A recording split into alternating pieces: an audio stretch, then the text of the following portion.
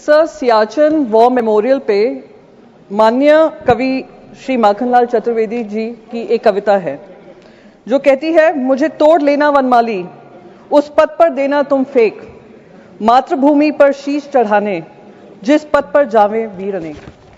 इन्हीं शब्दों को याद कर सियाचिन में हमारे जवान हों या शहीद कारगिल के सुरक्षा के समय पे हों या ऑपरेशन सिंदूर को लेकर हों या ऑपरेशन महादेव जो हुआ है, उन सबको याद कर नमन कर मैं उनकी शौर्य गाथा में उम्मीद करती हूं हमारा देश सदैव गाएगा।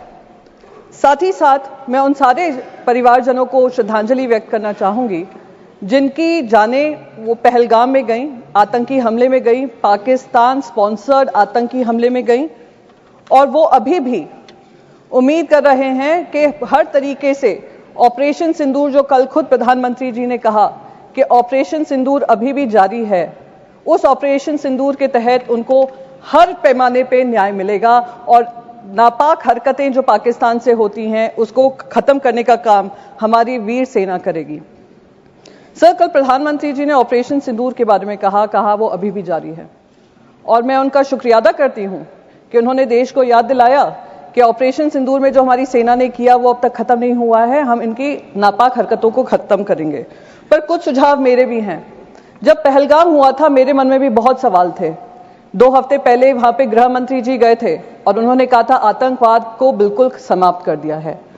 2019 में जब 370 धारा हटी थी, कौन भूल सकता है गृह मंत्री के वो शब्द जहां उन्होंने कहा था पीओके के लिए हम जान भी दे देंगे।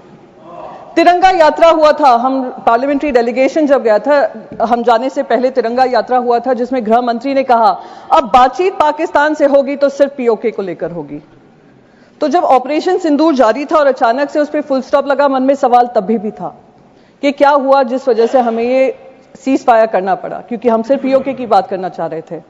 तो अब क्योंकि ऑपरेशन सिंदूर जारी है और प्रधानमंत्री जी ने ये कहा है, तो मैं बस 2-3 चीजें उनके सामने कहना चाहूंगी। सर, ऑपरेशन सिंदूर का हर हिस्सा, चाहे वो फिल्म इंडस्ट्री हो, चाहे वहां की न्यूज चैनल्स हो, चाहे उनके इन्फ्लुएंसर्स हो, हमने सब पे पाबंदी लगाई। सर, अब समय आ गया है कि क्रिकेट पर भी पाबंदी लगनी चाहिए। सर, हमारे विदेश मंत्री ने कहा कि मैं गर्व होता है इस बात का कि मैं उस पार्लियामेंट्री डेलीगेशन में शामिल थी जिसकी जिम्मेदारी मुझे सरकार ने दी थी। हम 33 देशों में गए। मिनिस्टर ऑफ एक्सटर्नल अफेयर्स कह रहे थे करीब 100 देशों से बातचीत हुई।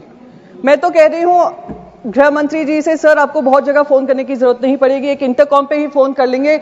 आईसीसी के चेयरमैन को अगर आप कह देंगे कि ये इंडिया पाकिस्तान मैच नहीं हो सकता तो नहीं होगा, ये हमारे ऑपरेशन सिंदूर की कामयाबी होगी। सर, हम जो 26 महिलाएं जो विधवा हुई वो उनके मुंह, हम उनके मुंह पे जाकर कहेंगे कि हमें वो इंडिया पाकिस्तान मैच खेलना है, हम पैसा कमाना चाहते हैं, पैसे के ऊपर आपका परिवार नहीं है। तो मैं बस यही रिक्वेस्ट करूंगी, एक ऑपरेशन सिंदूर वो होना चाहिए। सर, ऑपरेशन सिंदूर में हमने पाकिस्तान को तो मुंह तोड़ जवाब दिया और उसका गर्व है, हम सबको गर्व है, विपक्ष को भी गर्व है क्योंकि विपक्ष आपके साथ खड़ा रहा। जिन लोगों को एंटी नेशनल कहा गया था 2014 से, उन्हीं ने देश का तिरंगा सबसे ऊपर लहराया विदेशों में जाकर। मेरे को उसका गर्व महसूस होता है। सर, पर जो हमारे यहां पर पहलगाम को लेकर इंटेलिजेंस फेलियर हुआ उसकी जवाबदेही किसी ने ली? सर, क्या हमारे इंटेलिजेंस चीफ का इस्तीफा मांगा गया? जी सर, मैं खत्म ही कर दूंगी, मैं ज्यादा समय नहीं लूंगी। सर, बस 20 सेकेंड में खत्म कर दूं। सर, उस इंपॉर्टेंट मिशन का हिस्सा थी। इंटेलिजेंस फेलियर जो हुआ उसके तहत किसी ने भी इसकी जिम्मेदारी लेते हुए इस्तीफा लिया?